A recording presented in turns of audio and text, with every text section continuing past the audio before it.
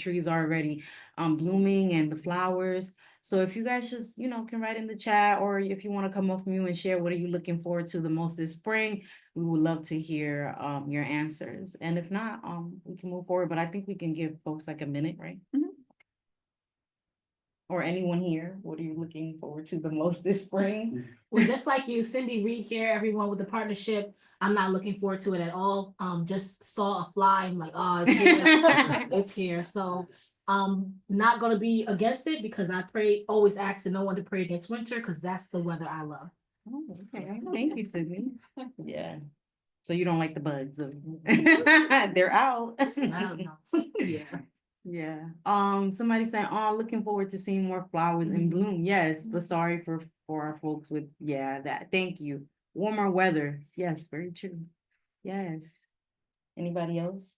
Longer days, sun setting later. Yeah, that is so true. Yeah. Thank you. Yeah, I think we can move on to the next slide. Sorry. No, it's okay. Just one up. Okay. So what is postpartum care? So postpartum care refers to physical, emotional, practical support provided to new mothers after childbirth, focusing on their recovery, well-being, and adjustment to motherhood. And just because it says new mothers, it doesn't mean that it has to be your first child. Every time you have a child, you're a new mom because that is a new baby. So I don't want folks to get confused with that.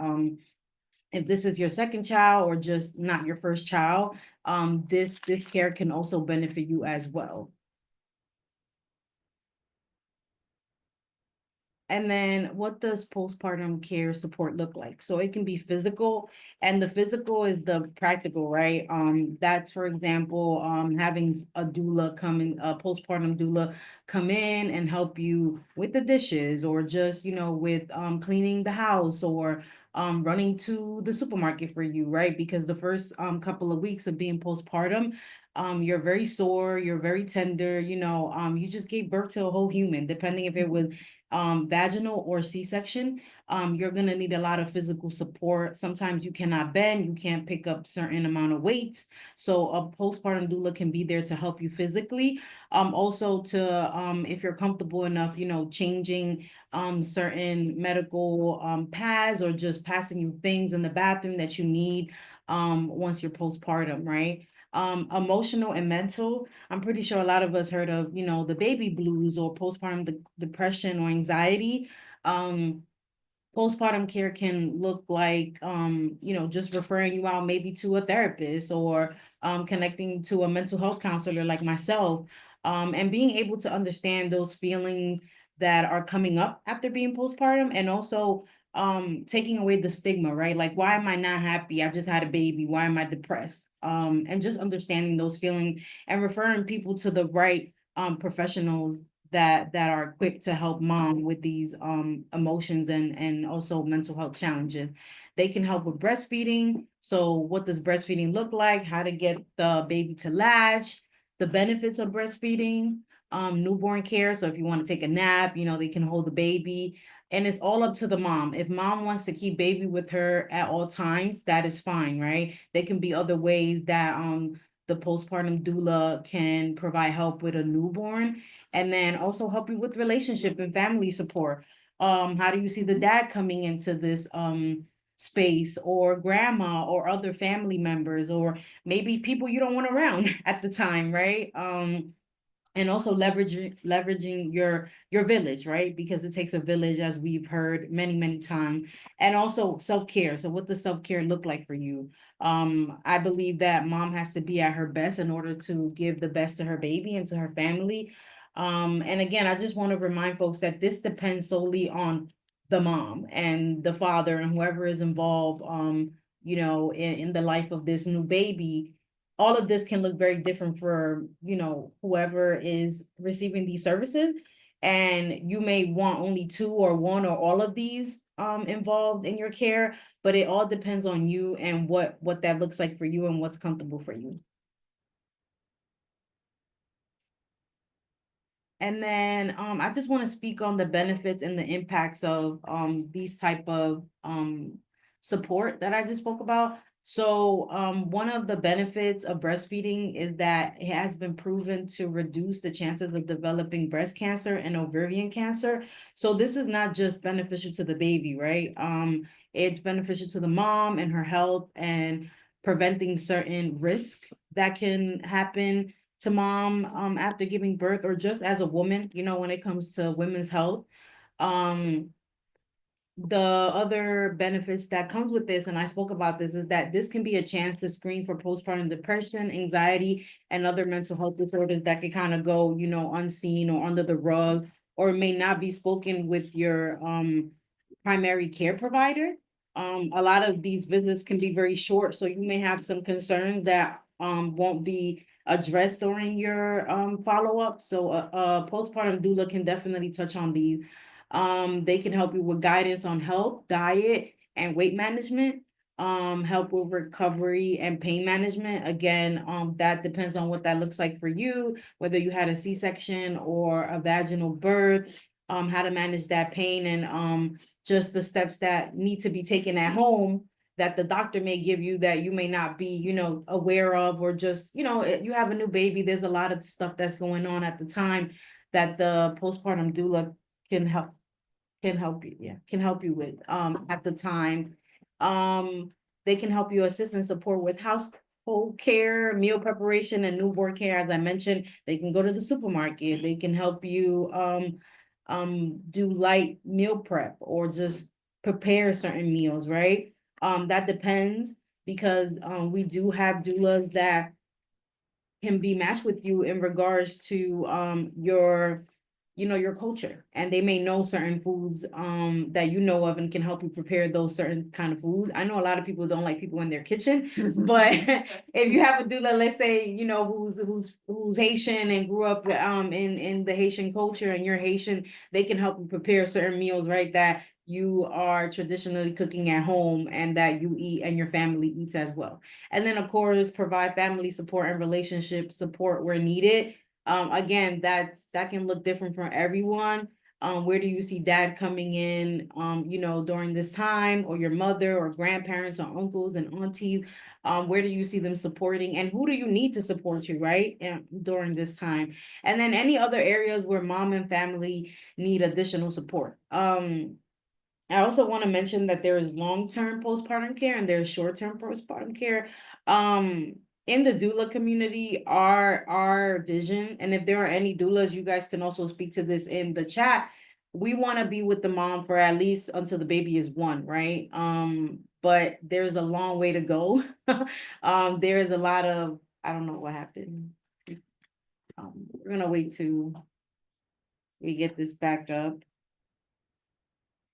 But I can still give voiceover.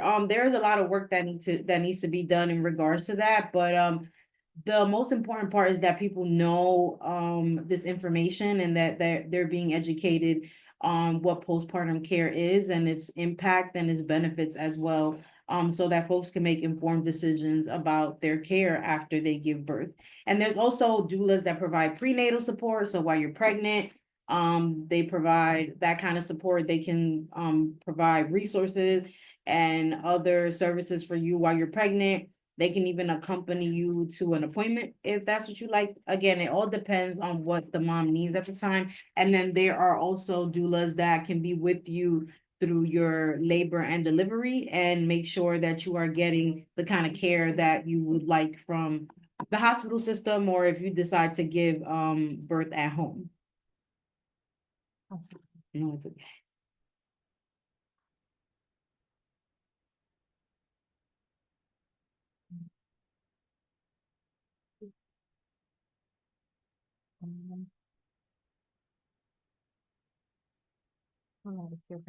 Is it just me, or is everybody's name turned to becoming Harriet Jordan right now online?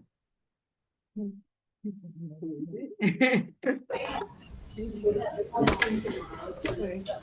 that's the last one. Oh, yeah. What I've said, I will Okay. give you pause and play. So if anyone has any questions, Our sister's office put it in the is chat, or you're welcome to come off mute. And then my information is on here. This is my personal direct email. And Sydney is also gonna put more information on folks contacting me in the chat. We're going to raffle, one stroller, we're going to raffle. And we wanted to make sure we have to fly or something that says you have to be here for when we. Yeah, it does, it just depends on the mom, whatever she needs, it can be, so, right, I also want to share that, Medicaid, so if you're a Medicaid recipient, you can have doula services, your Medicaid can provide doula services through your insurance.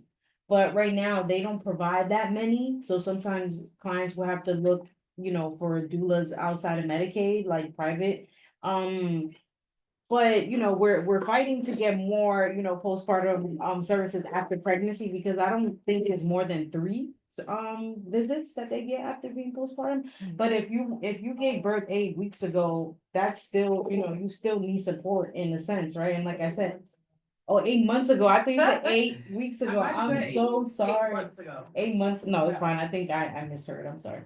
I think that that's still appropriate, postpartum. There is some study out there that they say postpartum is forever. That's the 4th trimester, right? They say about like 9 years maybe to get out of that. So I think that if you can identify that you need that service, even after 8 months, that's totally fine. Whatever it is, that you need and what that looks like for you. I don't believe that there's a cutoff at all. I think that being a parent is difficult, raising a child is difficult, and you need as much help and as much support. So why not? Yeah. Sorry, how does one become a doula? They have a lot of training. They have virtual training, they have in-person training. They have a lot of community-based doula organizations that already provide the training. So you can just, do a quick Google search around you and see what's near you, or, for if it's more convenient, you can do an online training. Doulas do not have to be certified. They can just be trained. Now, if you want to be certified, you do have to go through DONA, which is like one of the most, known certifying body there is, but you don't have to. And in the state of New York, you don't have to be certified either, or even to become a Medicaid provider, you don't have to be certified. As for now, it can always change. Yeah. We have someone in the chat. I think she put her hand down. Don't put your hand down, Karen. We see you. Don't be shy. Karen Dix, she had a question. So if you want, you could unmute yourself. Yeah, I think she kind of answered. It was hard to hear it, but it was like, how long is training and how did she get it? But I was actually gonna hit up Stephanie, who's here somewhere, that said she's also trained. So I think you kind of hit, there's different ways of getting that training. But how long does it take? The training, it all depends on the training body, whether it's an organization or online. It depends. It can be a week, it can be 2 weeks, and also it depends. Some training bodies only give you training on prenatal and then labor and delivery. Some are like the full spectrum. So the full spectrum is postpartum, L&D, which is labor and delivery, prenatal, labor and delivery, postpartum, and then some of them provide the lactation consultant, which was mine. That's why I say full spectrum doula, because it covers all of it. There's even doulas that get training on abortion support, right? For folks who've had abortion or want to have an abortion. There's deaf doulas. So it depends on the training that you choose. It can be very lengthy depending if you're gonna get trained full spectrum. It really all depends on the training body that you choose. I have a question. Yeah. What advice do you have for expecting or just delivered in the questions that they should be asking about the experience and services they should be receiving? Because sometimes what I'm seeing is that they're told this quick spill, and then there's no real follow-up question because they think that's what it is, and that's all, even though there's probably way more that they can receive. Yeah, that's a good question, Sydney. I think, you know, are you talking about asking questions to the providers when they're going in or? Yeah, just Mhm. saying I want to doula, where do you even ask that question, and stuff like Right, that? right. How do you go about- So this is the reason why I'm here because I always say you don't know what you don't know, right? So if you're going to an appointment and, you know, like I said, it's very fast. Like for me personally, you know, in America, it's almost like the most they last is like 10 minutes, maybe. I'm not sure with a provider face to face, and then you're out, right? So this is why I'm doing this so that people can get, you know, familiar with what a doula is so that they can ask. I would just say, you know, think about what it is that you need during the time where you're pregnant. What would you like during labor and delivery, and then after, kind of, you know, getting those questions together for yourself, and hopefully somebody will be like, hey, do you want a doula? You know, do you wanna get a doula? Do you want to know what they're about? There are a lot of organizations, and they're all community-based organizations that are trying to get out there, especially in the hospital and clinics, to put the information out there so that folks can have access to doula care. There are still many gaps, unfortunately, but that they're working towards that, and that's what I do. I want to provide the information, and then folks can know more and make, like I said, make informed decisions. But unfortunately, there is a gap that exists, so it is being missed. You know, there's a lot of folks that don't know. Oh, I can have a doula. You know, what is a doula? So that's why I come to these spaces, so that information can be shared. But I would say, you know, sit down and jot down some questions. Maybe, you know, think about creative ways, like what would a perfect birth look like to you? Of course, that's not going to be possible, but what are the things that could be possible there? And then as your mind starts to flow and you can have these conversations with your provider, they can possibly say, hey, there is, you know, doula services also with the social worker or coordinators inside of the hospitals you go to. They can provide a lot of services, right? Like WIC. Maybe through WIC they can say, hey, there's a doula program. So thinking about the resources that you need and leveraging what's already in the hospital, they can possibly connect you to one, because these organizations are doing a lot of work for folks to know what doulas are and the services they provide. Thank you for that. Now, I know that, not to say that you're not affiliated, but in a way, you're on your own, like affiliated with any like specific organization. No, I'm not. So if someone, sees you, learns about you and say, hey, I want you, how do they go about getting your services? What does that look like? You getting even, covered for your services?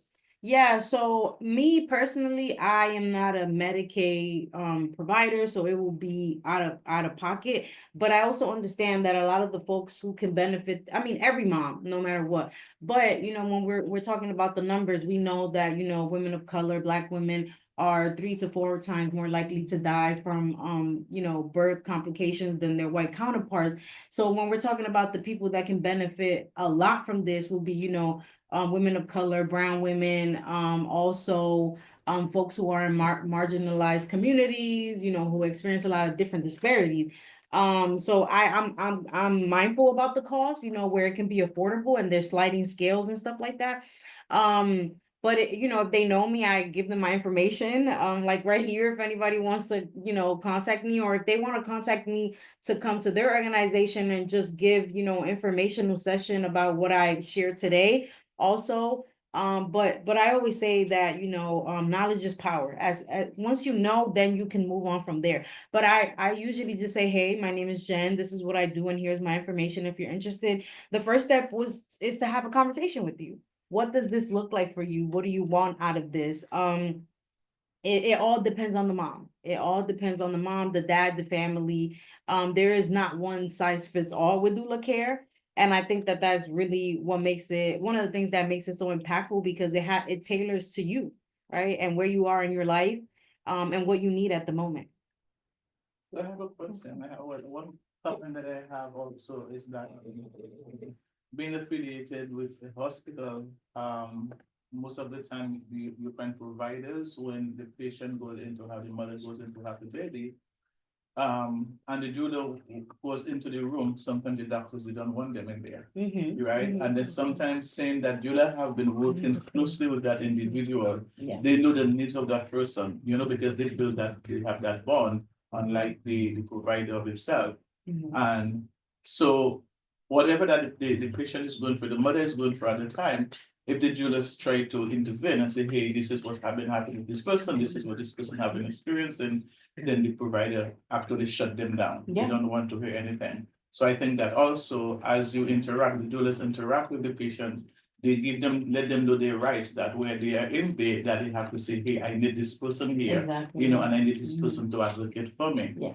So, but my next question to you, because since you said you're not part of Medicaid, and then, based on that, the person's financial, Yeah. status, how can, if that person wants you, but then they may not be able to pay you out of pocket, how do you, is there a reason why you're not affiliated with Medicaid? Yeah, so if they really cannot pay me out of pocket because I love what I do, I'll do it for free. I don't have an issue with that at all. And also if they're like, oh, but this is like the only way that works for me. There are many doulas that are Medicaid providers, right? It's not about the money for me. It's about making sure that people have this information and then they can make the decision that works best for them. I was part of I was leading a coalition for the state of New York. It's called the New York Coalition for Doula Access, and they are working on, that issue which you're talking about, where the doulas are being dismissed in the room because they're like, you're not really a provider, you shouldn't be in here. Just those, barriers and conflicts that happen in the hospital system, and they're working towards those relationships so that doulas can be in there with them. And that's essentially one of the biggest thing that a doulas does. They are advocate for their client. So for example, if the client says, I don't want an epidural, when you guys have spoken during your consultation, mom is in pain, there are doctors that can be like, you need an epidural, kind of pushing it. That doula can ground, the situation and be like, hey, she really doesn't want an epidural because, mom is kind of, and not in the state of mind where to make a decision. But yeah, they're an advocate and they remind the client, what they want. If it changes, that's totally fine. But there is work, for those relationships to happen within the medical system and doulas. There is happening, and there are some hospitals that have adapted what is called this is like a tongue twister, but they have adapted doula friendliness hospital model. So moms can look up hospitals that have that and say, hey, they are doula friendly. Maybe I can give birth at this hospital because I know my doula will be welcomed in here. I am thinking about becoming a Medicaid provider because of your point, right? There are a lot of people that need the service that cannot afford it and are on Medicaid. So I am thinking about that. But like I said, there are many doulas that are providers under Medicaid, where you can receive this service and you don't have to pay out of pocket. Like I said, my main thing is just educating people like, hey, this is available to you, like this exists, right? Well, my last question, are you affiliated to any of the medical, any hospitals? No, I am not. I'm independent, it's just me, Jen. But I was with an organization for 5 years that focus on maternal health as a whole. And we've done work, and we're still doing work with doulas and, maternal health as a total. But right now, we're focused on the doula care, but I'm not there anymore. I'm working for myself, I'm independent. But they are still working with doulas and trying to create that relationship with the hospital and Medicaid providers, just providers in general, right? Because it's not just Medicaid. There are other people that have private insurance and they want to be able to receive doula services through their insurances. But right now, the conversation is around Medicaid. You're welcome. Jennifer, you were touching on a couple of do you mind sharing any platforms that people can visit just to stay informed? Or if they want to look into this topic a little bit more after hearing you today? Yeah, so like I said, there are conversations happening around Medicaid reimbursement for doulas. You can go on the NewYorkCity.gov website, and there's information about Medicaid and how it works and how you can receive services. There is also called the Citywide Doula Initiative. And the Citywide Doula Initiative, they provide doula services to community members for free. So you can also go there. They're also on the NYC.gov. There's a lot of information on NYC.gov and doula services for folks who are on Medicaid or just, want the free services because they cannot afford it. So yeah, you can go there for sure. I will also say YouTube. YouTube is, people call it YouTube University. Type in doula and see what they do, you know? But like I said, the citywide doula initiative is a initiative for the city of New York, New York City. And they provide doula services for free to folks in every community in all the 5 boroughs. Thank you. Thank you.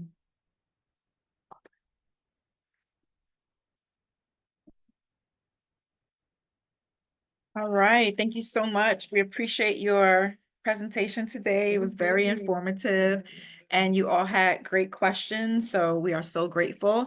We're gonna do a quick commercial break. So Edlin put in a link in the chat and we are kindly asking every person attending to complete an attendance form, okay? So I'm gonna explain it because we're gonna be asking you all to complete it every time you come. However, if you complete it today, it won't be as long every time you come, right? So today we're asking for information like your email address, you know, the program that you work for, what do you do, contact information. But the next time you fill out the form, all you would need to do is just kind of check in and put your name and you can bypass all the other questions. So Ellen is going to put up the QR code for our people who are visibly here. She's going to share her screen, but everyone else, please click the link that is in the chat. And please fill out that form. And just so you know, we have real-time data so I can see who's completing and who's not. And I'm gonna shout you out if you don't take attendance. So please fill out the form. We appreciate you. And if you have any questions about it, let me know. Those of you who did complete it, thank you so much. Is it big enough for you guys? Yeah. Okay, perfect, perfect. Thank you so much. And those of you who did complete it again, thank you. We really appreciate it. This is a new practice of ours. We normally just use our Zoom attendance to keep track, but we need to switch things up a little bit. So again, yes, yeah, that was just the Zoom registration to get the link. Yeah, thank you for asking. Yeah. All right, so I'm gonna wait another minute for you all to do that. And then we'll continue. This is a different one. Yeah, that one didn't work. Sorry.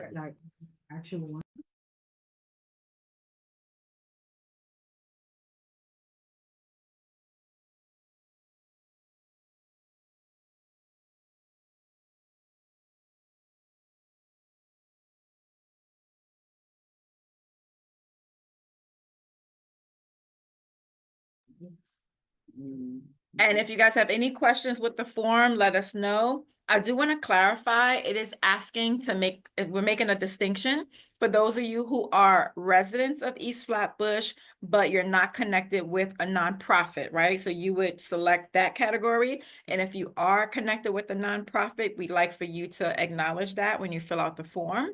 And again, if you have questions, feel free to put them in the chat and I will answer them for you.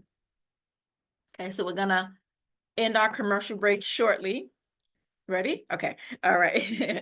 Okay, so you can stop sharing. Okay. So we're going to move on. We're going to have a panel discussion now. And so Cindy's going to put up a presentation and we're going to continue on with our session for today. Well, first, we're gonna have each provider present about their services individually and then transition into Q&A for both of them kind of panel.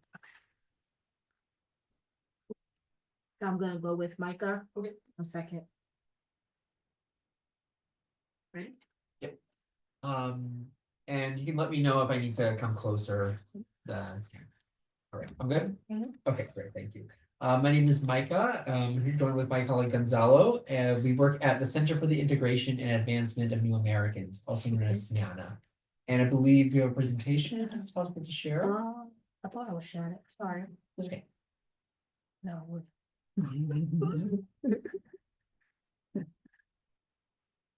Okay. There it goes now, for real. Oh, great. Thank you so much. So again, my name is Micah Dicker. I'm here with my colleague Gonzalo Garcia. We work at the Center for the Integration and Advancement of New Americans, or CIANA for short. And we are a nonprofit organization based in Astoria, Queens, that provides educational, legal, and social services for immigrant communities all across New York City. So even though we're based in Queens, we have clients from all 5 boroughs. And we're just going to talk today about the services we offer. Next slide, please. Thank you. So our mission is to give immigrants the tools they need to succeed and to advance socially, economically, professionally in the United States. If you go to the next slide, I'll talk a little bit more about who we are. Our staff and our interns speak many different languages because, as we know, New York City is one of the most diverse places in the world. So we have staff and volunteers and interns who reflect all those different languages. Gonzalo and I both speak Spanish. Gonzalo speaks better Spanish than I do, but he also speaks some French. We have staff who speak Arabic and Portuguese, Russian, Polish, Hindi, Gujarati, Marathi, which are all languages from India, as well as Greek. Yeah, you can go to the next slide, please. So our 3 big program areas are educational, legal, and social. We're going to start with educational. Next slide, please. So we have educational programs for adults as well as for children. For adults, we have English classes, which help to improve in reading, writing, grammar, and conversational skills. We have a class for beginners and a class for intermediate, people who already have some English proficiency. And the exact schedules, I think we recently added a new class. So For intermediate? yeah, did we add intermediate? Yeah, with Wednesdays and Fridays, 10:30 till midday. Oh, okay. It's the virtual. Okay, virtual. Yeah, we have virtual and in-person options for our English classes. For our civics classes, those are strictly virtual, Mondays and Wednesdays at 10:30 a.m. And those are to help people prepare for the citizenship exam. So for people who have applied for US citizenship or want to apply to become a US citizen, they can take our civics classes, which can help them prepare for the test and the interview, which are required part of the process. And these are both free. Our English classes and civics classes are both free. Next slide, please.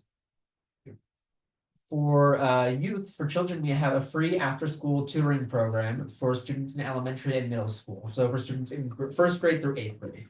And these consist of small group or one-on-one homework help, as well as test prep. I saw some kids yesterday we had in our office preparing for those state tests, like the reading, the ELA, and the math tests. We help prepare for those, as well as just everyday homework that they have. We have an in-person option and a virtual option. In person is at our office in Astoria, Mondays and Wednesdays from 4 p.m. to 5:30 p.m.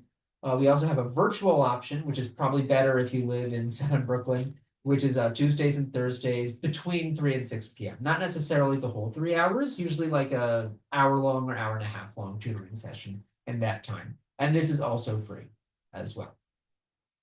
Thank you. Our next big area is our legal services. Give me the next slide, please.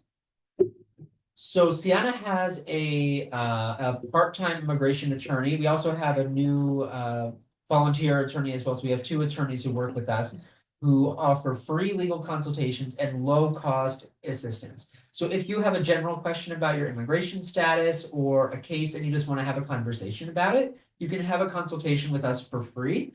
But if you need assistance actually filing an application, then we do have a fee that we charge. I don't know it off the top of my head, but it's relatively, it's an affordable price compared to a lot of larger firms or larger organizations. Someone asked in the Oh, chat, something in the chat, yeah. our our classes- classes for parents. So, hold on, let me just move on. So the first, one of the questions was, they said, this is amazing. I know we're not quite done with the presentation, but already appreciative of these offerings or your classes for preparing for the citizenship test multilingual. So the classes for citizenship, those are in English, those are taught in English, but we have people of different languages who speak, who teach, I'm sorry, we have people who speak different languages who take these classes. So it's kind of almost like an intermediate English class. It's a way to practice your English. And part of the reason why is because for a majority of people, the citizenship exam is in English. Even if you primarily speak Spanish or another language, you'll still likely have to take the test in English. So, but if you would like to improve your English, what we do a lot of the times is if someone wants to apply for citizenship, but their English isn't great, we invite them to take our English class first to improve their English, and then they take our civics classes. And for the question, I see there's one about Yeah. Haitian Creole speakers. Right now, we don't have a Haitian Creole speaker, but we do have a French speaker. We actually have a couple French speakers. So I know not everyone from Haiti speaks French, like formal French. But in case they do, they can work with our French speakers. Oh, sorry, if you could just go back to the previous slide, that lists all the legal services. So again, if you need assistance filing an immigration application, here's the list of applications that we help with. So naturalization, citizenship, or the formal name is naturalization, legal permanent residency, also known as green card, asylum, family petitions, work permits, and DACA renewals. And all of these, like I said, they have a fee that Sienna charges. They also have a fee that USCIS charges, which is the government agency that runs all the immigration applications.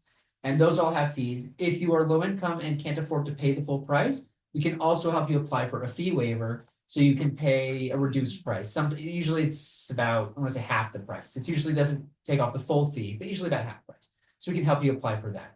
But again, those have small fees. We also provide legal screenings and referrals for other immigration issues like temporary protected status, TPS, which is a special type of status for people from specific countries, for people who are facing deportation or need representation in immigration court, whether it's a meeting with ICE or again to talk about their deportation case or any other court or trial that they have coming up. Our lawyer doesn't do those kinds of cases, but she can give referrals to other organizations that do.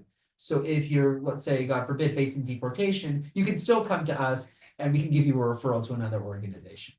If you need legal help in a non-immigration area like housing law, healthcare law, employment law, family court, you go to family court, we can give you a referral to a lawyer in those areas as well. Next slide, please. Yes. I'll go through these a little quickly because I know right now there's a lot of uncertainty about the legal process and things are changing day to day. So here's just a couple points. I'll try to go through them quickly. For people who have applied for asylum, they have to wait 150 days before applying for their work permit. It can take several years for people applying for asylum because that's the big thing right now. People are applying for asylum. The full process can actually take up to several years. So if you or people you know at your organizations are coming saying, I applied for asylum 6 months ago and I haven't heard anything, it can take longer than 6 months. So sometimes you just have to be patient with these areas. And what our lawyer can do is she can also check the status of your application in USCIS if you're really worried about it. If you receive public benefits like SNAP or Medicaid, that should not impact your immigration status or any immigration applications that you may have. This is called public charge, where people are concerned that if they receive Medicaid, for example, or SNAP, food stamps, that they won't be able to get their green card, but that is not true. And it's a common concern, but it's not true, so we just want to dispel that. Another big thing to remember is that being granted one form of immigration relief does not guarantee getting another. So getting your work permit doesn't necessarily mean you'll get a green card. So that's another important thing. Next slide, please. And knowing your rights. Sienna has been doing many Know Your Rights presentations the last few months, the last 100 days, really. So here's just some basic rights that all people in the United States have, including immigrants. The right to due process. Everyone has the right to fair legal proceedings in court, whether it's criminal court or immigration court. Anyone has the right to privacy. Police or ICE, immigration authorities, cannot search your home or your property without a signed judicial warrant. That's a warrant signed by a judge. And you also have the right to silence. So if you are arrested or detained by immigration authorities, you don't have to answer any questions. You don't have to say a single word. You also have the right to counsel. You have the right to an attorney in immigration court.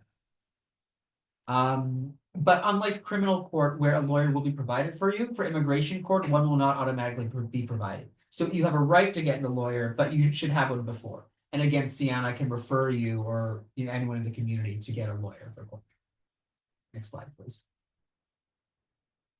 Just some other pointers to help keep immigrants safe for those of us who work with immigrants. This may apply to people on the call. It may more apply to people you work with, but these are things you can remind your communities of. If you have a green card or work permit or work authorization card, carry a copy with it wherever you go. If you don't have one, you can get ID NYC, which is identification card specifically for New York City residents, and it's a perfectly valid ID if you live here in New York City. You can carry that with you. If you are undocumented, you may be eligible for certain visas. You can check with our lawyer, with Sienna's lawyer, if you already have a lawyer, or you can even check online, see what visas you're eligible for. But best to talk about it with the lawyer. And if you're approved for asylum, or really whatever your status is, whether you're undocumented or you're here on a visa or any other sort of temporary status, check to see what the waiting periods are. because it's really important to wait all the right periods of time before taking the next step, before filing the next application. Otherwise, that can actually cause problems for your immigration application. And also be aware of scams, be aware of people who don't seem legitimate, people who maybe don't have, a solid online presence, or people who only want to talk over email, or only want to talk over Facebook Messenger. That's actually happened where some people have been scammed because they've only spoken with a lawyer over Facebook Messenger. And as a result of that, they never, they paid money, but they never actually got any benefits that they were applying for. So always be wary of that. And another thing is to not lie to immigration authorities, use your right to remain silent, or otherwise tell the truth. And another thing, we don't have this slide here, but if you work in an office and you work with a lot of immigrants, also you can put up signs that say that this is a private office and that, immigration authorities are not allowed in this space and they must present a warrant. And there are other steps that you can take if you work in certain offices to keep your office safe from immigration authorities or police, in case that's a community that you work with, then you want to keep them safe. Like I said, immigration policies change every day. Immigrants are still technically protected. I know there's a lot of violations of those protections, but we are happy to inform everybody of their rights and to help them in whatever way they need through their immigration process. At the end of our presentation, we'll share our contact information for you or anyone in your communities to make an appointment with our lawyer. So now just to go over our last area, which are case management and social services. Next slide, please. So our case managers assess the needs of our community and assist with applications for various social services, such as affordable housing, food and nutritional assistance, discounted Metro cards, IDNYC, and healthcare coverage. We'll start with housing, affordable housing. Depending on your status, we can help with applications for NYCHA or affordable housing, commonly known as the projects. We can help with the application. We can help to certain degrees with applications for the Housing Connect, the Affordable Housing Lottery, as well as with shelter residents. The thing about these programs is that they're mainly available to legal U.S. residents, people who have some legal status, people with a social security number. If you don't have legal status yet, if you're undocumented, then you may have your options are a lot more limited. We can still speak with you about what your options are, but they may be more limited. But if you are here with documentation and with papers, we can help with these different applications. And if you live in a shelter, we can work with your housing specialist at your shelter to see what you need to do to get your housing application in order. Next slide, please. We also help with different nutritional and food assistance programs. So the most famous is probably SNAP, also known as food stamps, which are coupons to buy groceries at a discounted price. This is available to U.S. citizens as well as immigrants who are also documented. We can help with that application. We've helped many people with the SNAP application. There's also WIC, which we heard about before. WIC is for women, infants, and children, which is discounted groceries for pregnant women and families with children under 5 years old, regardless of immigration status. We can also connect you with WIC as well. And for people who are low income and just are having trouble finding groceries or paying for food for their families, we can connect you with food pantries and community fridges. Community fridges are literally just refrigerators placed in a public area, usually run by an organization where you can just go in and take food. And people from the community will actually leave food in there. And we can help you find where those are located in case that's something that you need. Next slide, please.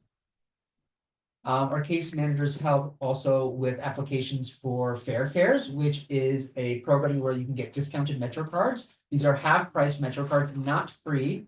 But anyone who is low income can qualify based on what their income is, regardless of their immigration status. So you don't have to be documented to receive a discounted Metro card. Now that we're switching away from Metro cards and into Omni, I believe there is a discounted Omni card program. We'll have to get back to you on that, but I believe there's a similar program for Omni. And also IDNYC. All New York City residents, as I was saying before, can get this ID card called IDNYC. Anyone, even people who were born in New York City, can get it, but it's especially good if you're undocumented and can't get a state ID or a US passport. So it's a perfectly valid form of ID that can also get you into certain cultural spaces like museums, and I think the Bronx Zoo and other places you can use with your IDNYC. And then our one big area that we're helping immigrants with right now is healthcare. So there's a program called NYC Care. NYC Care is managed by New York City Health and Hospitals, And it's a free and low-cost health access plan for New York City residents who cannot afford health insurance, regular health insurance, or aren't eligible for health insurance because of their immigration status. So for example, Medicaid is a healthcare plan for low-income people, but you have to be documented to get it. If you're not documented, you can apply for NYC Care, which offers many, many benefits. But you don't have to be documented. It's actually designed in a large part for undocumented immigrants. It's safe, it's confidential, so none of your information is going to be shared with immigration authorities. And it's a pretty simple application, and we've helped more than 500 people enroll in this program in NYC Care. So next slide, please. So here are the services that NYC Care includes. So primary and preventative medical care, so just regular doctor's visits and specialist doctor's visits, and tests and examinations for certain diseases like cancer screenings, behavioral health, mental health, and substance abuse treatment, women's health, reproductive health, vision, though I think some of their vision services may be limited, and prescription medications. You can get, if you have NYC Care, you can receive care at any of the New York City Health and Hospitals locations, like Elmhurst Hospital or Bellevue Hospital or Metropolitan Hospital. None of the private hospitals, unfortunately, only these NYC Health and Hospitals, H&H locations. Not just the hospitals, but also the clinics as well. One thing that's not included is dental care. If you need dental care, if you're undocumented and that person needs dental care, they can speak with us and we can connect you or put you in the right direction, but that's not something that's covered under NYC Care. Next slide, please. Who is eligible? So as I was saying, anyone can apply regardless of immigration status, but there are some other requirements. NYC Care is for adults ages 19 and up. If you're 18 or if you're under 18, or if you're undocumented, but your children are also undocumented, they can qualify for Child's Health Plus, also known as CHIP. They can qualify for CHIP. They don't have to, so NYC Care, they don't qualify for because they can get CHIP. So even if they're undocumented, they can still get health care. You have to live in the 5 boroughs, Queens or Brooklyn, Manhattan, the Bronx, or Staten Island. If you live in Long Island or Westchester or New Jersey, unfortunately, you don't qualify for NYC Care. NYC is in the name, so that means that it's only for the 5 boroughs. If you have another form of health insurance, you don't qualify because you already have health insurance. But if you only have emergency Medicaid, then you can apply because NYC Care is like a general healthcare plan. Emergency Medicaid is only for emergencies. The flip side to that is that NYC Care actually doesn't cover emergencies. If God forbid you're in an emergency, when you go to the emergency room, they can give you emergency Medicaid on the spot. But if you already have Medicaid, or if you have Health First or Metro Plus or Blue Cross Blue Shield, anything, then unfortunately you wouldn't qualify. This is for people who don't have any health insurance. But again, if you don't have any immigration status, then you can apply. Next slide, please.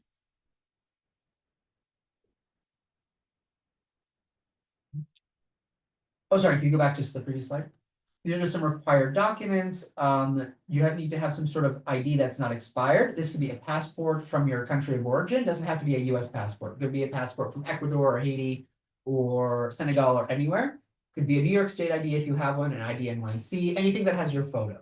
You need something that has proof of your address. This could be your lease, could be your ID, could be bills, anything that shows where you live.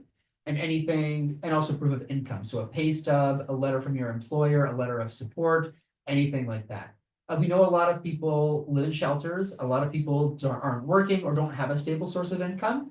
And what we do in those situations is we write a letter of support that explains your situation, that explains that this person is living in a shelter, explain that this person is unemployed. And you can still receive NYC Care even if you don't have address or income. Because again, that's what NYC Care is designed for. It's designed for people who are low income and can't pay for regular health insurance. Next slide, please. And you can contact Sienna for assistance with NYC Care, affordable housing, or immigration, or any of the services that we talked about today. And I believe the next slide has our contact information. Yes, so we're located 36-12 34th Avenue in Astoria, which is a little far from East Flatbush, I know, but we are able to help with provide services over the phone or over video virtually. And that information is on the next slide. But here's actually a picture of where we are in Sienna, our office. And we do ask if you would like to contact in person to first contact us online or over the phone. Our number is 718-525-4040.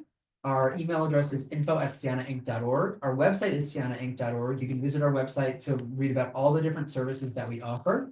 And if you go to our contact us page, you can actually send us a message directly on our website. You just need to put your name and your email on your phone so we can contact you back.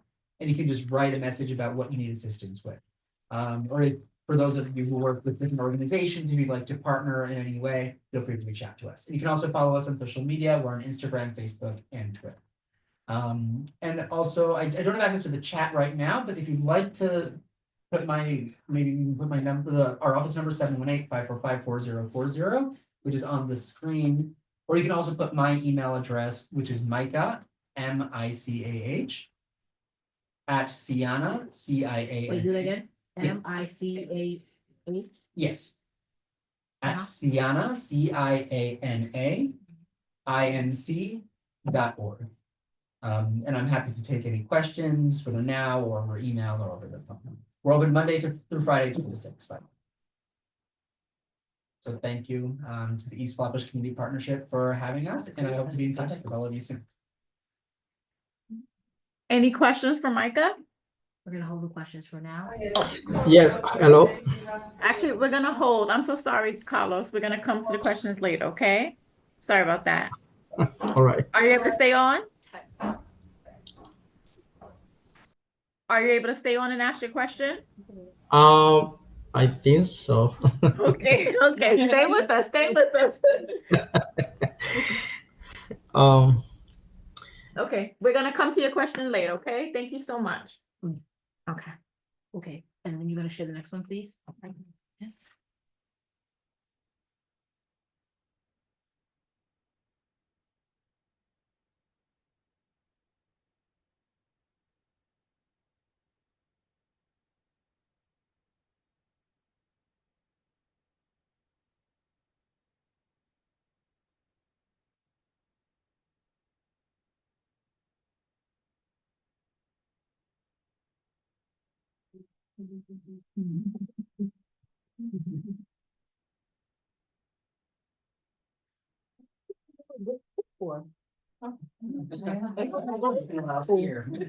It's just wet, like that's all I know. That's so crazy. Like, I'm sure I heard it before, but you saying it again, was like. Yeah. It's a lot of acronyms. It's easy just to say. It's like Ciana. Our name is so long. Just taking a minute to open up the next presentation, everyone. Thank you for your patience. We see it, yeah.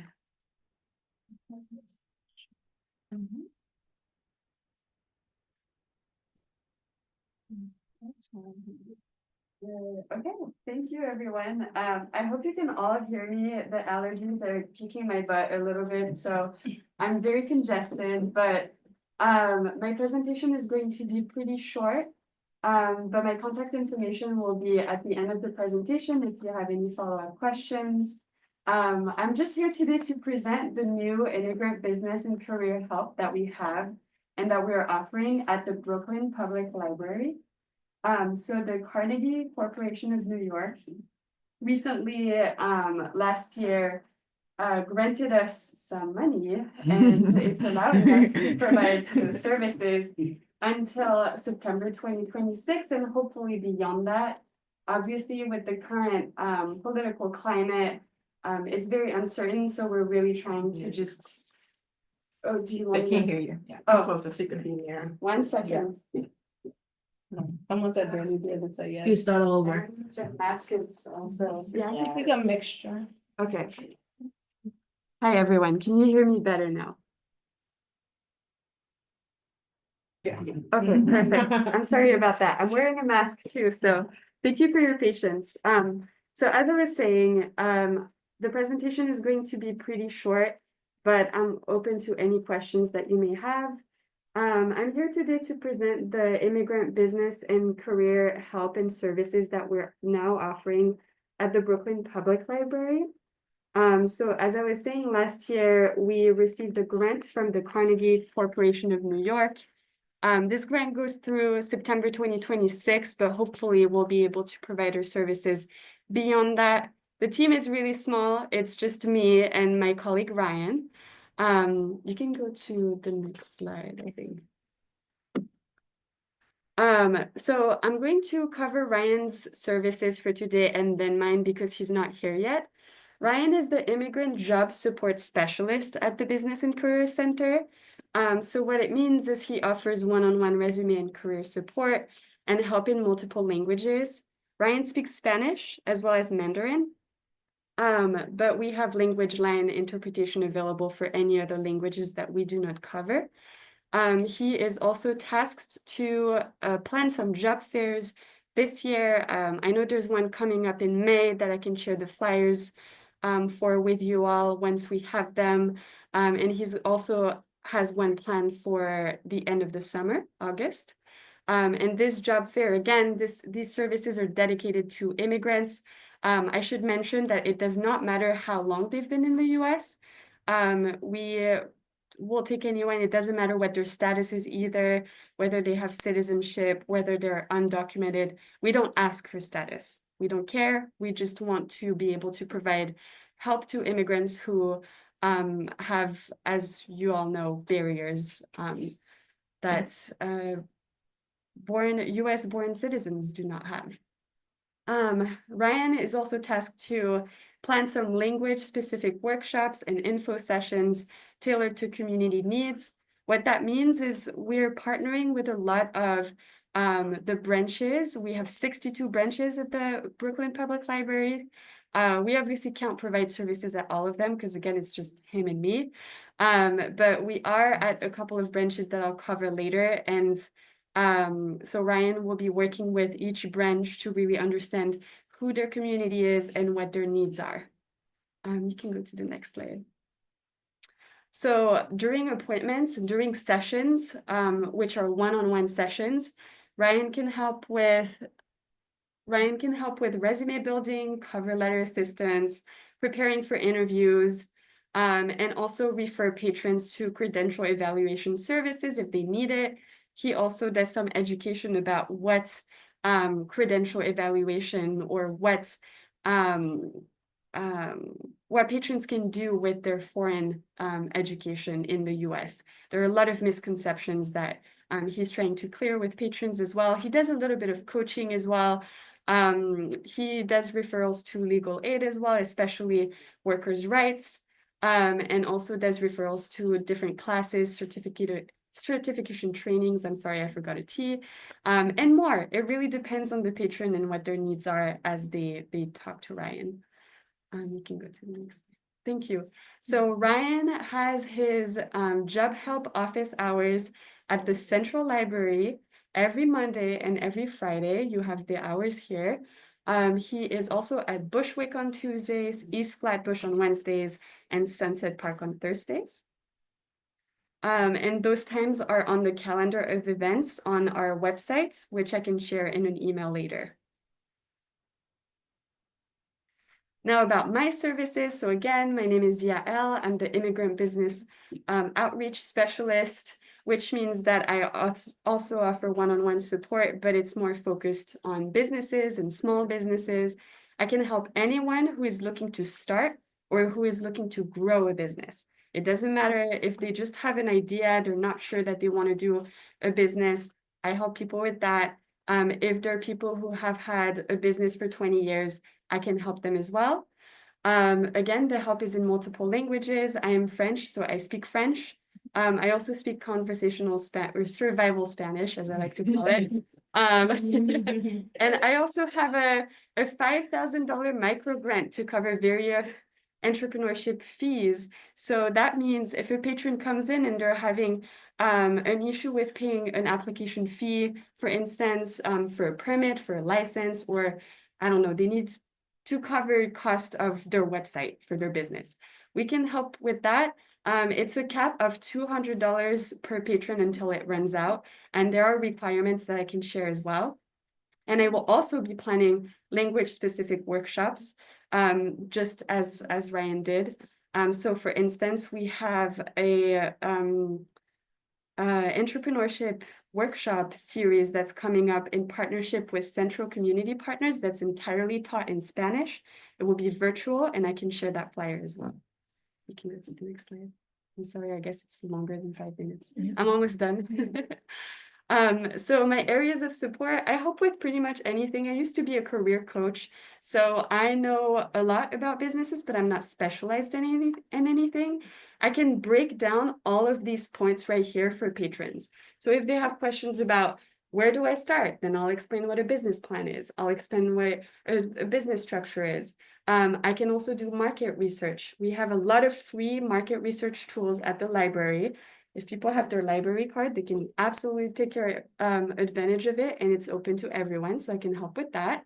I can also help patrons be connected to different funding opportunities and grants, navigating permits, licenses, and learning new technology for their business as well. And then we also have a really strong partnerships with various community-based organizations who offer free coaching services, free business, comprehensive business services. And of course, you can go to the next slide.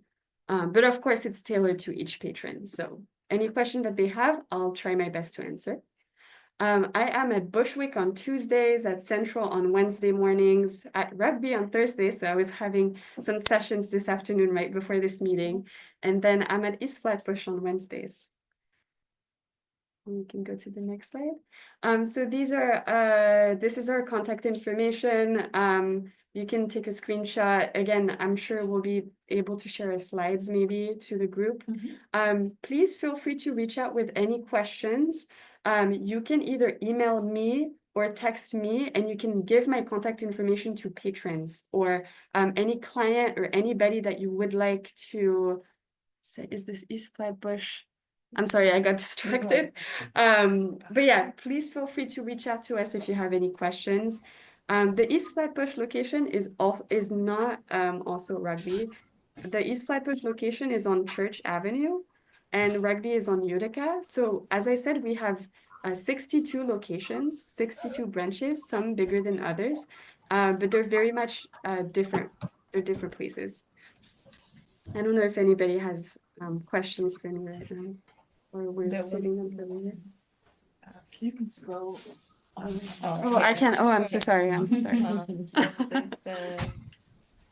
How Well, you how done with does your the presentation? library put together job fairs with employers? How? Well, we do some outreach. So the library, we have a lot of resources. I'm only covering a very small part of what we do, but we have English classes and very strong ESOL programs that are already connected to employers because they've done career coaching in the past or various certifications that they just want to add that extra support. We help patrons get certified in various skills, and then we want to connect them to employers for that comprehensive approach. So Ryan is collaborating very closely with the ESOL managers, and so he has contacts that way, and he's also doing a lot of outreach right now. So doing a lot of research on employers that hire immigrants and that are known to hire immigrants. Again, it's a lot harder to do it right now, but for his first job fair, I think he's aiming for about 6 employers. He wants to keep it fairly small and just kind of pilot it and hopefully do something bigger for the one at the end of the summer. But Ryan just does a lot of outreach. He's just contacting so many people and pitching the benefit for companies of hiring immigrants. Hopefully that answers your question. And then obviously the library has a lot of space where we can actually organize events, as you may know. I don't know if any of you have been to the Central Library, for instance, but even at Rugby, we have tons of little rooms that you can reserve. And so we have a ton of space for that. You're welcome. Located. Yes. And unfortunately, I don't know who named the branches, but that is a little bit confusing. Something that I quickly wanted to mention as well is we have satellite services or satellite branches. So For instance, we have one in Brownsville right now that we're trying to bring our services to. The satellite branches are branches that are in underserved communities where we do not have an actual physical branch. And so we're really trying to bring our immigrant services to areas that are lacking them the most. And that's part of our mission. Thank you, Gal. Yeah, thank you. So now, everyone, if you have even more questions for Micah and his partner, you can also ask them now. We have 2 representatives here servicing the immigration population. We were hoping to have one more provider as well in the room. If you have any questions, please open up your mic and ask them now. Yeah, so, well, to the chat, there were some questions. Carlos, earlier, I think he had a question. Yeah, for Carlos, Yes, actually, I type it, but I'm gonna go with more detail on my questions. But yes, Yes, it's go the same ahead. question. Like, if does the agency provide interpretation during the accompanying to the interview? Do they Either provide case. interpretation You're- during an interview? No, unfortunately, we don't provide that service. No. We can help prepare for an interview, but we don't do interpretation during. Okay, and there is any resource that you provide to any applicant for in either case that can look for this specific service, the Yeah, we can interpretation? always- Yeah, we can always look into it if that's something that you or someone needs. We can look into it and give you their information. All right. Okay. Thank you. You're welcome. Micah, you were touching on it earlier, and I appreciate you providing example. But if you could touch on it again, just examples of how families can avoid scams, especially when it comes to immigration. Yeah, so when it comes to scams, immigrants are a very vulnerable population because a lot of the times they need help urgently. And it's hard sometimes to tell when someone's legitimate versus someone who's not. One way you can check is what I would do. It's, if someone reaches out to you offering legal assistance, just Google their name and see if they pop up on any websites, on any legal websites from the government, or if they have a photo, that's even better. If someone reaches out to you by Facebook Messenger, we'll ask for an email, ask for a phone number. Try, especially a phone number, try to speak with them and hear their voice. Maybe try to schedule like a Zoom call to see their face as well and ask if they have a physical office. If someone is refusing to do that, if refusing to speak over the phone or to see you face to face, I would take that as kind of a red flag. So always try to have as thorough communication with a possible lawyer as you can. So like I said, talking over the phone, seeing them face to face. Another way is if they ask you to sign any documents, be sure you're getting a copy of those documents. Be sure you're reading anything you're signing as well. Be sure you're not signing anything that's blank. And if there's information about you on the document or about your situation or about your family, make sure it's all accurate. Make sure that all the dates of birth, all the names, the town you came from, information about your marriage. Sometimes that's important information for immigration applications. Make sure everything is correct. And if you sign it, get a copy of it. Ask them to send you a copy, email you a copy. If you're at their office, have them make you a copy. And if you do make a payment, get a receipt. Because even if you make a payment that turns out to be a scam, at least you'll have receipt proof of payment. So that way, if you come to press charges or do an investigation, you'll have proof of it. But again, always double check that your lawyer is legitimate by, like I said, Googling them, speaking with them, meeting them in person before making any payments, before deciding that you even want to work with them. Because there's a lot of scammers out there and you can't be too careful, unfortunately. Thank you. Yael, I have a question for you. Can you kind of explain or give a picture when it comes to an individual coming to you who's undocumented and how those services look, even just looking to how can I provide for my family and knowing that I can't work legally looking for a job, but what does that look like? Because sometimes when undocumented individuals comes to the partnership looking for services, they're just looking for a job, right? But then a lot of the programs says they can provide them resume help, job search. Well, not maybe some knowledge job search if they don't have legal documentation to work. So how do you come into role with that? Because you mentioned ways where entrepreneurship and stuff like that and what that looks like. Just visualize. So for employment, obviously the resources that we can provide are limited. we can offer anything that doesn't put them in danger, like creating a resume. I know that Ryan is also working on finding some really good skill building programs that he can refer those patrons to so that they keep building their skills and being productive while they're waiting or while they're on their path to securing legal status. So Ryan can help with anything and he'll just be completely honest with them and tell them, here's what I can help you with. I can help you with your resume. I can help you understand how the workplace works in the US, what you can expect. It's hot outside. Oh, Thank you. There you go. Okay, Thank you. people can hear me, right? Yes. Yeah. So he'll be really honest with them about what he can and what he can't do. We can do anything, but we're obviously not, we're discouraging them from, seeking employment with fake papers and whatnot. And even then, I think Ryan just keeps it to, this is what I can do for you at this point. Just go ahead and seek training if you can. And then he also will educate them on their rights. So the workers' rights, undocumented immigrants do have rights, and can claim, lost wages. So Ryan will just tell them that even if you're here illegally, you still have rights, you still have resources that we can connect you to find employment. It's better to look at your community and look at what they do and look at what's happening. I was really more talking about your services. Yeah, so I often kind of encourage, when they come to us, I ask them what skills do they have, right? Because if you can't really have someone hire you, maybe there's a skill that you have, a talent that you have that you can tap into and creating a business out of that, and looking into that. So you kind of mentioned that's more of your thing, and maybe Yeah. they can get assistance with certification, not certifications, but we talked about it, like the vendor certifications and stuff like that. Like, yeah, so I just wanted to cover employment first because I know that's a big question typically for entrepreneurship.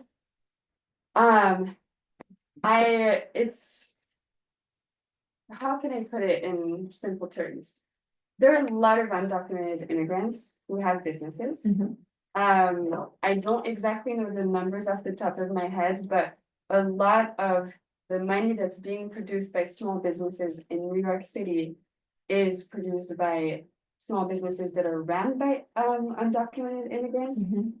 Because they can pay taxes. You can pay your taxes without having the social security number. Right. You can get an ITIN in place of that to pay your taxes. That doesn't grant you status, doesn't mean it's legal. They can do it. My approach is, I'll support you with any idea that you have. Obviously, I'm not gonna fill out any paperwork for you. You're doing this at your own risk. If you do have skills, go ahead and run with that. If you do have skills, if you have people in your community who are making a living some way, just look at your community and what they're doing. I'm not giving any legal advice, neither is Ryan. I'm not telling them go ahead and get an ITIN, that's totally fine. I'm just telling them these are the options, this is what you can do. If you do this, this is at your own risk. I'm not recommending that you do that at all. But there are options, and I do always recommend skill building, attending workshops, understanding more about small businesses, more so for when they have legal status, they'll be ready to start their business. In the meantime, there's only so much we can do, but we educate and we just let them know what their options will be as they get legal status. Hopefully that answers your question. yes, I thank you. feel like I'm a little bit limited in my, I can say as well. No, that was helpful. I have this question for both of you. A lot of changes are happening and it feels like, as much as people are trying to still make people, perform as normal, there's a lot of things happening, in the midst. So I just wanted to ask, like, what changes have been made? Even though we don't want people to be living in fear and to be informed, but what changes have been made and how families can be informed of them and what that means? Can you ask the question one more time, please? Sorry. So I'm asking is like basically, what has changed concerning immigration Mhm. in the community? And how families may be aware of them, even if they're not fully aware of them, those little changes, just to be mindful of them. And just for still being able to go about their daily lives and services. So what I would say is to know your rights and to be prepared to express your rights is one way, because a lot of people are so concerned that they're staying home. You know, they do know what's going on. But what they don't know is that they have rights and that they can express their rights. I would say, you know, just try to go about your day in spite of the fear, just, you know, day by day. You know, there's no, you know, just do what you would normally do, but take those extra precautions. You know, have a copy of your passport or your ID with you. You know, just be prepared to say, you know, be prepared to ask for a warrant. Just like know in your head what you're gonna say if someone stops you on the street and asks about your immigration status. Just have a plan in place for your kids in case you get separated, which is another thing that if people have questions, they can reach out to us about making plans. Just being prepared for those kinds of situations, I think, can help you move about the day with more ease because you're prepared for those kinds of situations. God forbid they should actually happen. It doesn't mean the fear or the stress will go away completely. It just means it'll be a little less because you're prepared. And a lot of organizations like Sienna, I'm sure, do a lot of outreach. And at the library, we have outreach services. I should actually have invited them here because they're doing great work in the community as well. So what our outreach team does is they have 2 new American navigators and then a whole team of ambassadors.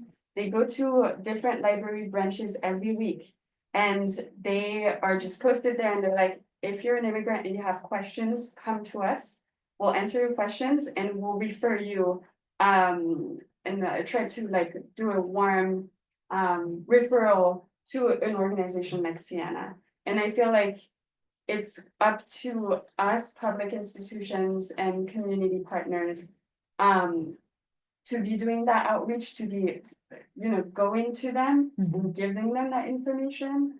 And I feel like really happy that the library is offering those services now too, because it's again like it's one of the first places that people go to because it's the community space, and so it's up to us to have that information available as well, to inform them of the changes and really push those workshops, those know your rights workshops, and translate all of that as well in various languages. Thank you. I think we have a couple of questions in the chat. And someone has their hand raised, Kurt. Kurt? Yes, can you hear me? Yes. Hi, good afternoon, everyone. I have a question, 2 questions for the immigration, Sienna. One, you say ICE come to a home and they knock on your door. But could you ask them for the judicial warrant? They must have that, and that has to be signed by a judge, correct? That's correct. It has to be signed by a judge, and usually it'll say judge at the bottom and it'll say court at the top. So look for those things, and that's how you go to judicial warrant. And you don't have to open your door. You could ask them once it's, you know, vivid that you could see. Well, if it's night, it's a little bit of the day. It's more precise. They can show before you open up. Is that correct? Correct. Yeah. It's actually better to not open the door, because if you open Exactly. the door, they'll take that as an invitation and they'll come. Okay, and then they They do have a everything. window in the door. They can show it in the window. They can Yes. slide it under the door, but it's best to not open it. Okay, that's what I wanted to hear. Appreciate it. The second one is that they say, if I overheard right, because I was in a rush, that I think the date is the 7th of next month.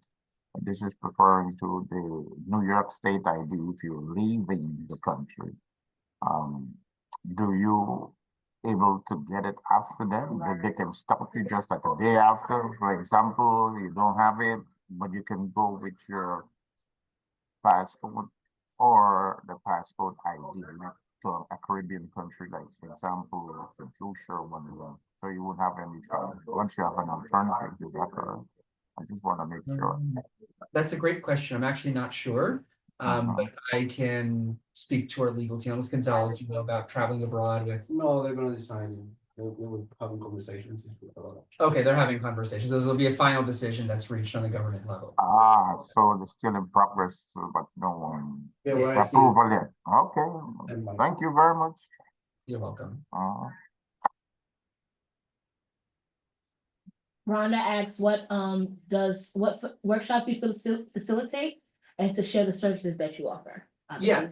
Yeah, we have workshops, kind of like what we're doing now. We've gone to other organizations, we've gone to schools to do these kinds of workshops where we talk about what we do. And again, also about knowing your rights, if that's a question people are concerned about. So yes, we do these kinds of workshops. We can go in person, virtual, we can bring our flyers. Awesome. Yeah, you was touching on it a little bit earlier, but to ask both of you, are there any other initiatives that we should be aware of, a way that attendees in these meetings can get more involved?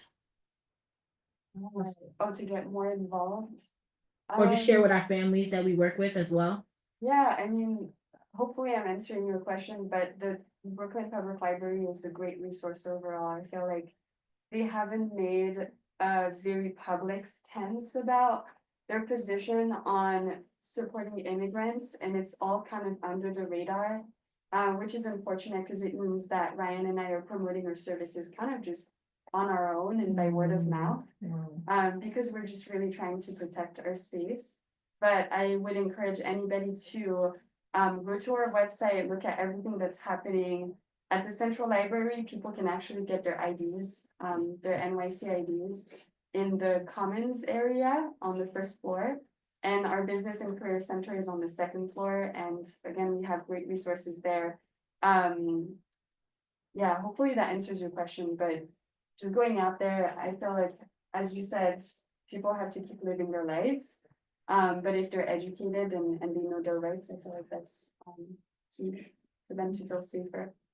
And one way I add, it's just the element of getting involved is, I know, Sienna, we're a nonprofit organization, we're pretty vocal about our support. I know for ordinary community members, it's a little riskier because they don't want to put things on social media. That's happening. People think putting things on social media and getting in trouble. It doesn't happen that often, but it has happened a couple times here and there. I would suggest talk, maybe not necessarily post on social media, but send emails, send to the people the people in your lives who could use this information. Communicate with them that way, whether you're an immigrant yourself or not. Just have more personal communication about these rights and resources. So that way everybody knows about them. Because if they hear from someone they know, someone who they trust, that way they don't have to do the searching for that information on their own, which we know people are really afraid to go search for that information on their own. So if you have this information and people may benefit from it, spread the word widely, send them a link. Send them information. We have a resources page actually on our website where we have all these resources listed out.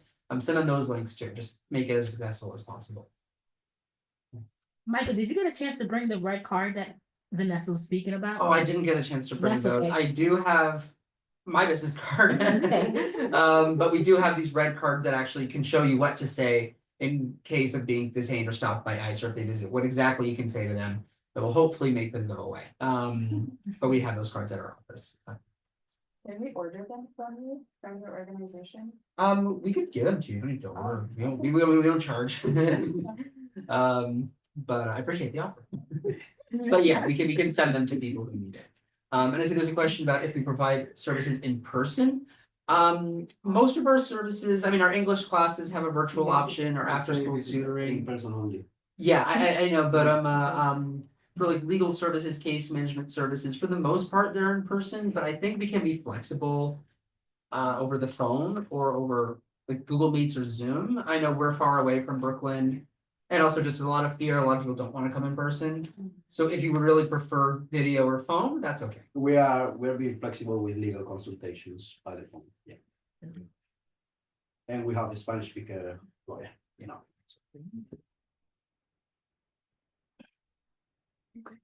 Any other questions?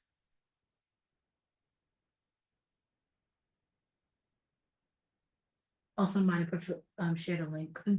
That's great. I was asking for it, and we have tons of your rights. Yeah, we but I was usually asking share a for that. recording, all of the presentations that you shared, and the also the chat. It's the follow-up, so you should get a copy of everything.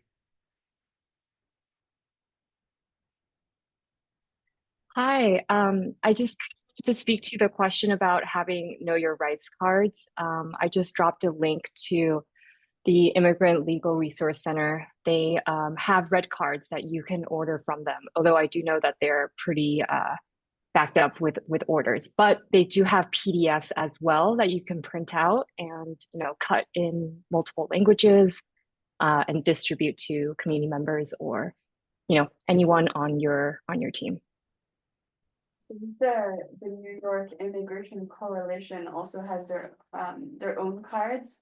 They're not the small red cards, but I know you can place orders on there as well. So if any organizations are in the chat, you can look at their website, and they have those available too in many languages.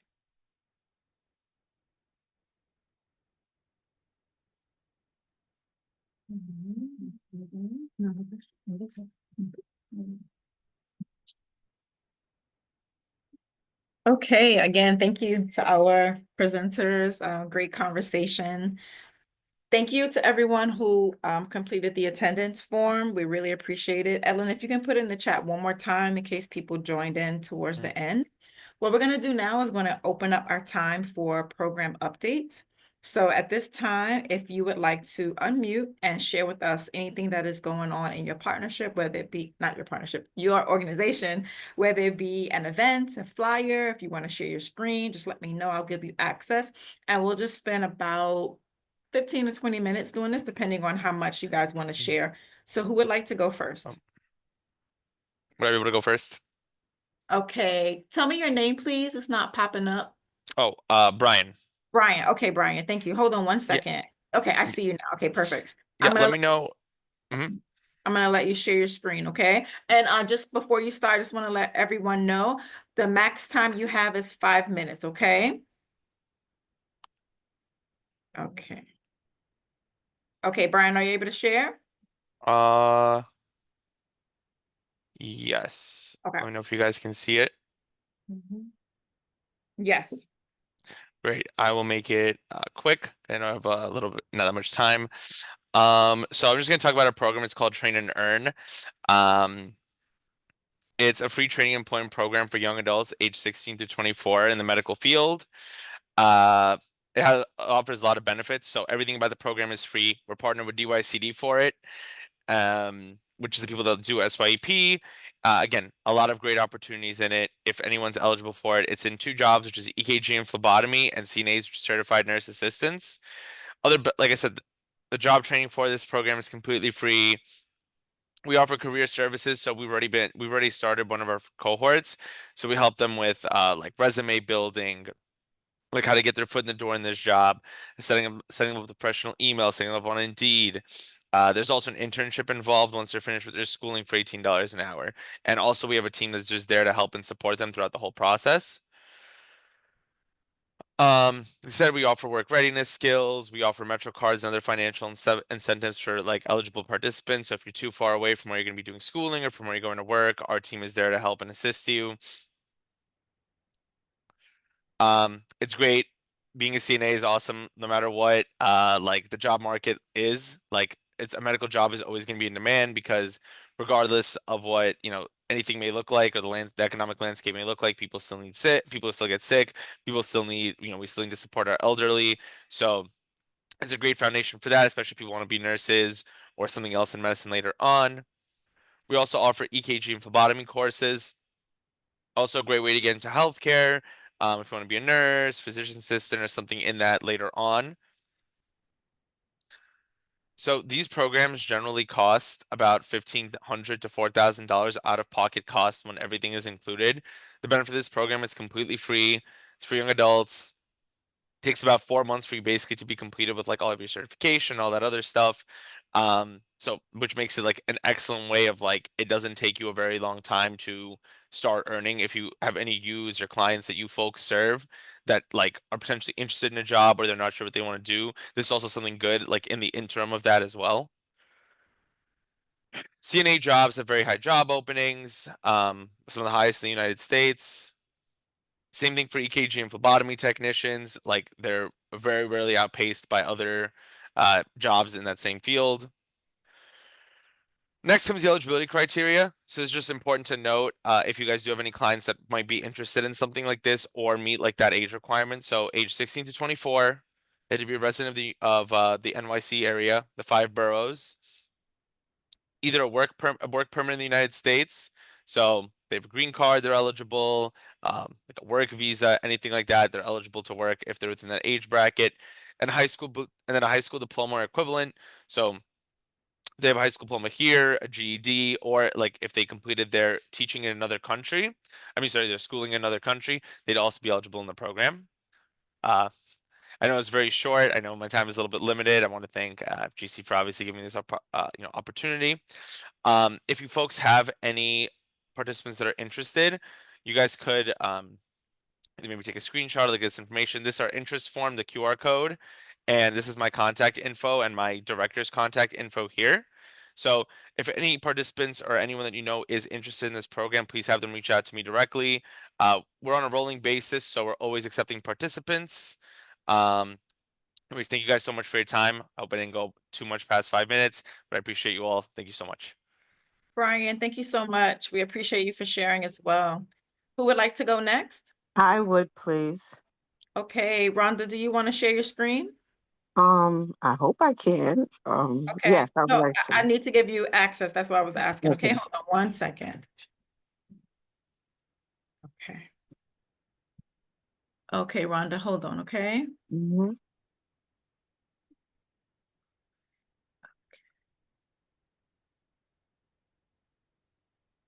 Okay, you should be able to share now.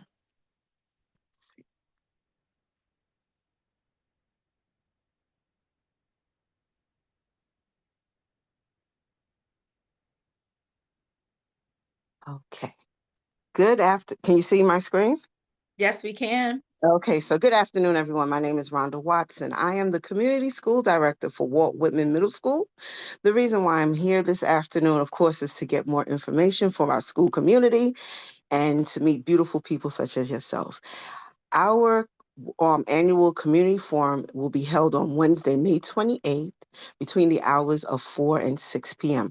We are looking for organizations, volunteers, as well as vendors to come out and share information and host a workshop for our community. The workshop could be a 30-minute presentation, and that can also include questions and answers.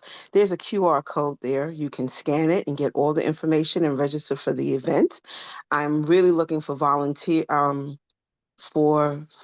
facilitators for our workshops.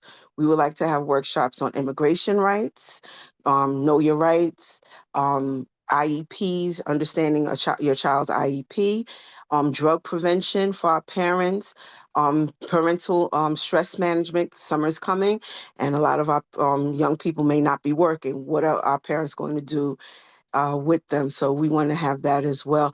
And a plethora of other workshops we like to host. They are listed there, or if you have an idea for a workshop for our community, we would greatly appreciate it. Please make sure you respond by May 5th so that I can tell our attendees what our community at large, what we'll be having as far as workshops and vendors. Thank you so much. I appreciate East Flatbush Partnership for all their help serving our community. Thank you, thank you, thank you. You're welcome. Thank you for sharing. Who else would like to? Oh, Charlene, would you like to go next?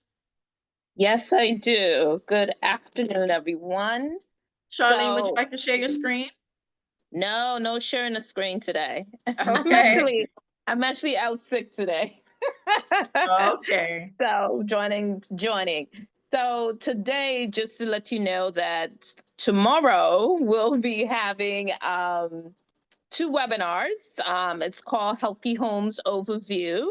We'll have one from 10 to 11 in Russian and in 11 to 12 in English. So if you're interested, I did put the information in the chat to join us. In addition to that, on May 6th, we'll be having a virtual presentation about asthma. It's going to be a little asthma 101, and we'll be having some information about the asthma triggers. So that's on May 6th, and I believe it starts at 10:30. I will definitely share the link with Sydney when it's available. And let you know for Older Americans Month, for those who service the older adults, we'll be having a list of webinars starting on May 7th through May 22nd. We'll have it in various languages, English, Spanish, Russian, and Bengali in different days. The schedule is up. You can register. And again, the link is in the chat and you can register. It is for basically Older Americans Month, but the information could be just general for you. So please take a look at the calendar. Thank you. Thank you, Charlene. Mhm. Who else would like to share? Okay, so someone here, tell me your name again, please. Kiana. Kiana would like to share. She's here in the library with us. Let me spotlight us. Give me 1 second, Kiana. Okay, go for it. Hi, everyone. My name is Kiana Hughes. I'm the Veteran Outreach Program Specialist for the Brooklyn Vet Center. We are a part of the Department of Veteran Affairs and we provide readjustment counseling services, and it's just a fancy title, but that really just sums it up to therapy for our veteran service members and their families. We also provide benefits and connections and referrals to different like communities and organizations, and that's really my job and my role. If a veteran comes up to me seeking assistance for like education benefits. Kiana, they're saying they can't They hear can you. Yeah. Okay, thank you.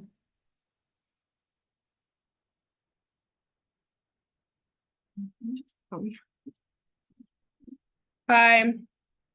So my name is Kiana, and I'm the Veteran Outreach Program Specialist for the Brooklyn Vet Center. We are a part of the Department of Veteran Affairs, and we provide readjustment counseling services to our veterans. There's two parts to that. It's therapy mainly. So like if a veteran comes off of orders or just get out of the military, and they're dealing with certain issues like military sexual trauma, anxiety, depression, PTSD. It could be military related or not, honestly. They can talk about anything they want in therapy. We offer free confidential services to them, and they would just have to be eligible. The second part of what we do is we provide benefits and referrals to different like community partners and organizations. It depends what the veteran needs. So a lot of veterans come to me looking for education, housing, and they love to ask about disability claims. So those are like our big three, but sometimes veterans also ask about other things like life, like I like to say not minor, but they're just not the hot topic. Like, in my experience, like, sorry, lost train of thought. Life insurance, or I had veterans come to me looking for assistance on finding an apartment, like, and I just like to know what communities are out there for my knowledge base so that I can refer them out. And that's really what I do. Have face-to-face with veterans and just get them connected to the resources they need. May 6th, I believe. I might have the date wrong. It might be May 6th or May 8th. We're having a veterans benefit, like open, like question and answer with a VSO from the VA. If you are, can I type my email in? Because this information, if you are interested, you can just email me. Because I believe the date is wrong. I can't remember off the top of my head. And that'll be at the Brooklyn Vet Center, which is on Livingston Street on the 19th floor. You can just contact me and I can show you the information on how to register. But I'm just so glad about all the resources that I'm hearing today. So this is my first time here. So this is great. Thank you. Anyone else? Anyone else have any program updates?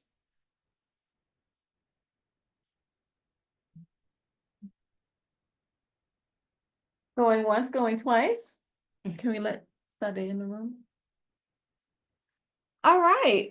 Well, if there are no more program updates, we want to remind you that we are having our meetings hybrid, but we would really love for you all to join us in person. Today, we are at the library, the Rugby Library, but we normally do meet on Parkside Avenue at My Time Inc. And so I believe that's where we'll be next month, and we would love to have you there in person. So feel free to, make whatever arrangements you need to. I think in person is a beautiful thing when we can, but we totally understand it if your schedule doesn't allow that. I'm just going to reiterate, if you have not already, please complete the attendance form. If you completed it today, the next time that you come, you'll just say, yes, I completed it before, and then you'll just have to basically just put your name in. You won't have to put all the other information you filled out today, okay? So I've never done this before, but does anyone have any questions for me? Any questions for anyone on my team? Let us know if there's anything that you need from us, any assistance, and then I'll just leave the line open for a few minutes in case you all want to connect with each other. But does anyone have any general questions for us? Yeah, how y'all doing? With the no, seriously, sometimes we're checking with each other. Who's speaking? Say your All right. name. This is Rhonda Watson from Okay, Walt Rhonda. Okay, let me I just find you, want- Rhonda. Hold on. I can't see you. Hold on. Because I my need- camera was off, that's why. Okay, yes. Okay, hold on. Okay, keep speaking. Yes, Okay. I was, okay. Okay, I How see you now. Great. doing? How you doing, Rhonda? I'm doing okay. I'm doing all right. Thank you for asking. Yeah, because I know with the climate changing, not the weather, the government, I just want to know how everybody's holding up, especially now with all that's going on. A lot of us are a bit on ease. So Yeah, I just thank you want for to check asking. in. Yeah, check Yeah, in. I mean, I think, your question is valid. There is a lot of uncertainty. I will not get into it today, but in the midst of that, overall, I am doing okay. So thank you for asking. And how's Cindy? She right here. Right here. Let me turn the camera around so you can see Miss Cindy. She right here.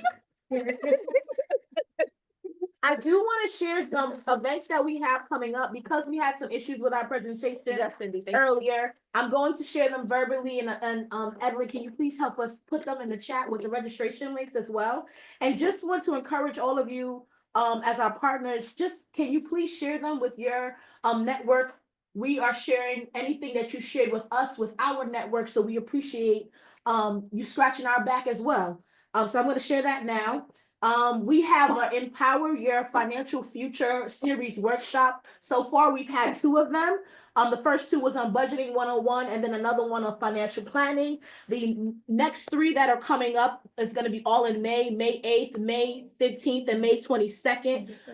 All of the flyers is going to be placed in the chat and for registration links as well. Those workshops is planning next generation, estate and financial planning, and also homeowner planning.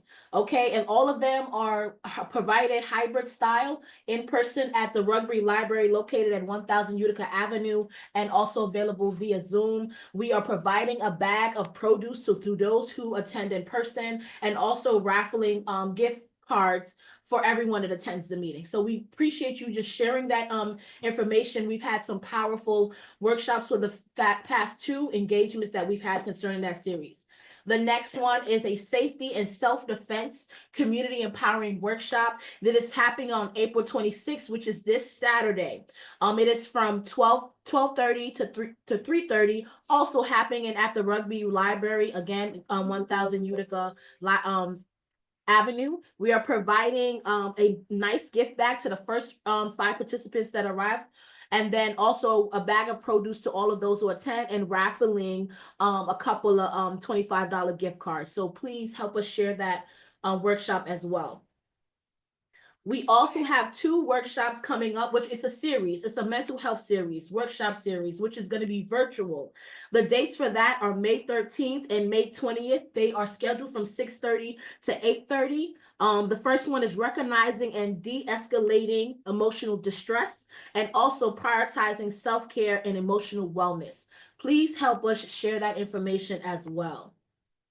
And then we have our bi-monthly Heard at Home community conversation that's going to be coming up in May on May 30th. This one will be keys to home ownership, getting and keeping your home. So we will have presentation on the New York City lien sale. So if anyone has not heard of that, it is Lameka, you may be able to explain it better than me. The lien sale. Oh, yes. So basically, for a very long time, New Yorkers who were not paying their property taxes, they didn't have any consequences. So many people have years and years of not paying their property taxes, but right now, what's gonna happen is if you don't take action, if you don't pay your property taxes or come up with a payment plan with the city, they're going to send that bill to a private company.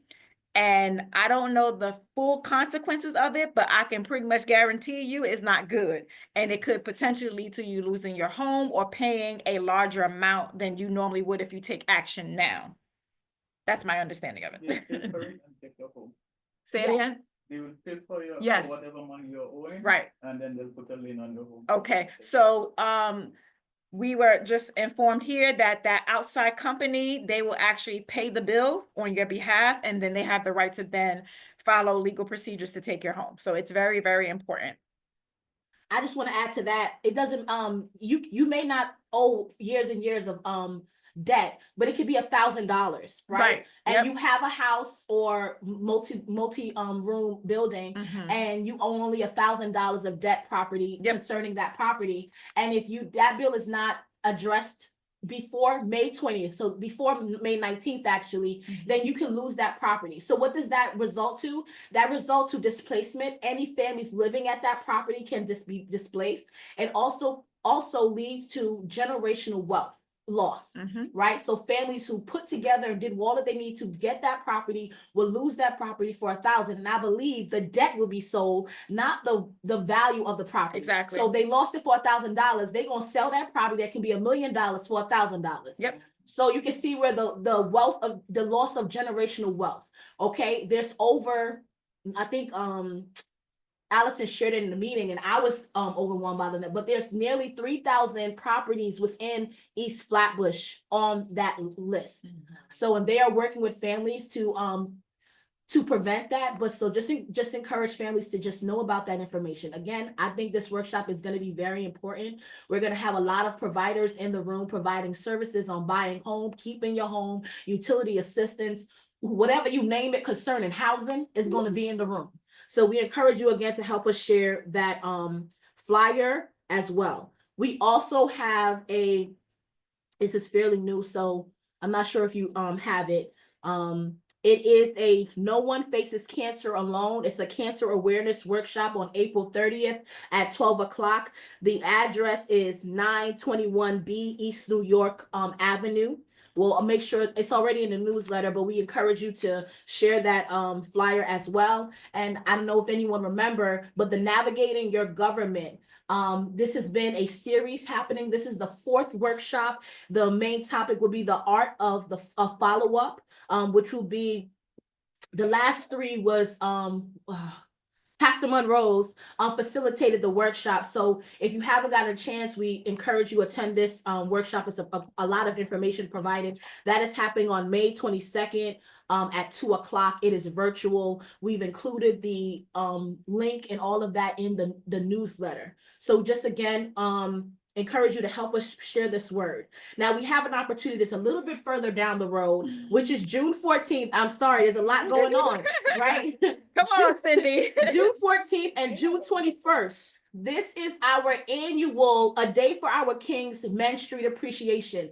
We love this event. It is a day where we celebrate the men in our community, providing free health screening, free giveaways, free haircuts. We're going to have massages for them. So it's a really great event for the men, focusing on the men. Last year, women were fighting us for the gift bags that we had for the men. So we encourage you to share the flyer that we have for that. And we also welcome any providers interested in tabling. Space is limited, so please sign up as soon as possible to be a provider to share resources during that event. That link is also going to be placed in the chat. So the link for registration of both events and the link to table as well will be placed in the chat. If for any reason it's not in the chat because there's a lot to share, please know the newsletter, we're going to put it all, the recap of this meeting, all of the presentations, all of the links that were shared will be placed in the newsletter. So again, we scratch your back, you scratch our back. Please share this information with your network so families know about this. Not just sharing it on social media and in your newsletter. Mention it verbally. Somebody just shared some of the best ways to communicate and share information, especially in East Flatbush, is word of mouth. So we just encourage you to share the information the same way we do for you, and we appreciate all of you today. Thank you. Any questions, anyone, before we, oh, it's 5:01, before we say goodbye? Any questions? All right, No. we love you guys. Have an amazing evening. See y'all next month. Take care. Bye, everyone. Thank Take you. care. Thank you. Cindy, send me those flyers, please. Tomorrow's my send out day. Well, Everyone have a great night. You You too. too, Rhonda.